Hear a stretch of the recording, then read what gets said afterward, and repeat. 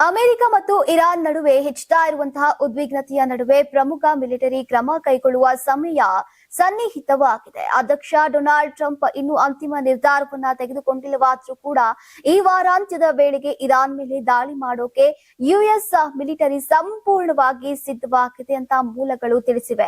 ಈ ಬಗ್ಗೆ ಹಲವು ಮಾಧ್ಯಮಗಳಲ್ಲಿ ವರದಿಗಳಾಗಿವೆ. ಟ್ರಂಪ್ ಆದೇಶಿಸಿದ್ರೆ ಯುಎಸ್ ಮಿಲಿಟರಿ ಗಂಟೆಗಳಲ್ಲಿ ಕಾರ್ಯನಿರ್ವಹಿಸಬಹುದು ಅಂತ ಶ್ವೇತಭವನಕ್ಕೆ ತಿಳಿಸಲಾಗಿದೆ ಅಂತ ಮೂಲಗಳು ತಿಳಿಸಿವೆ.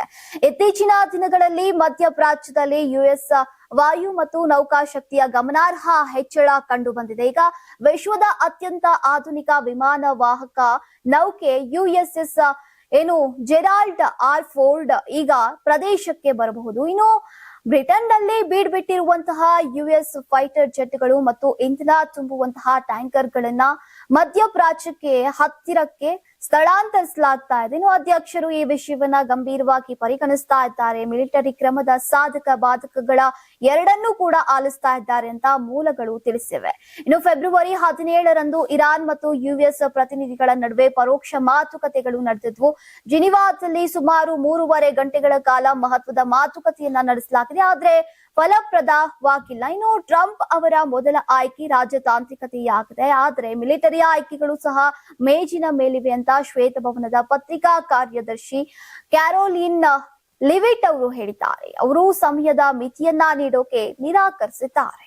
Karnataka TV leader awards 2025 best MLA nomination ಹಳೆ ಮೈಸೂರು ವಿಭಾಗ ಡಾಕ್ಟರ್ ರಂಗನಾಥ್ ಕುಣಿಗಲ್ ಕ್ಷೇತ್ರ, ಸುರೇಶ್ ಗೌಡ ತುಮಕೂರು ಗ್ರಾಮಾಂತರ ಕ್ಷೇತ್ರ, ಸಿಎನ್ ಬಾಲಕೃಷ್ಣ ಶ್ರವಣಬೆಳಗೊಳ ಕ್ಷೇತ್ರ, ಗಣಿಗ ರವಿಕುಮಾರ್ ಮಂಡ್ಯ ಕ್ಷೇತ್ರ, ದರ್ಶನ್ ಪುಟ್ಟಣಯ್ಯ ಮೇಲುಕೋಟೆ ಕ್ಷೇತ್ರ, ಡಿ ರವಿಶಂಕರ್ ಕೆಆರ್ ನಗರ ಕ್ಷೇತ್ರ, ಕೆಎಚ್ ಪುಟ್ಟಸ್ವಾಮಿಗೌಡ ಗೌರಿಬಿದನೂರು ಕ್ಷೇತ್ರ, ಸಿಮೆಂಟ್ ಮಂಜುನಾಥ್ ಸಕಲೇಶ್ಪುರ ಕ್ಷೇತ್ರ, ಮಂತರ್ ಗೌಡ ಮಡಿಕೇರಿ ಕ್ಷೇತ್ರ, ಜಿಡಿ ಹರೀಶ್ ಗೌಡ ಹುಣಸೂರು ಕ್ಷೇತ್ರ, ಸಮೃದ್ಧಿ ಮಂಜುನಾಥ್ ಮುಳಬಾಗಿಲು ಕ್ಷೇತ್ರ, ಪ್ರದೀಪ್ ಈಶ್ವರ್ ಚಿಕ್ಕಬಳ್ಳಾಪುರ ಕ್ಷೇತ್ರ.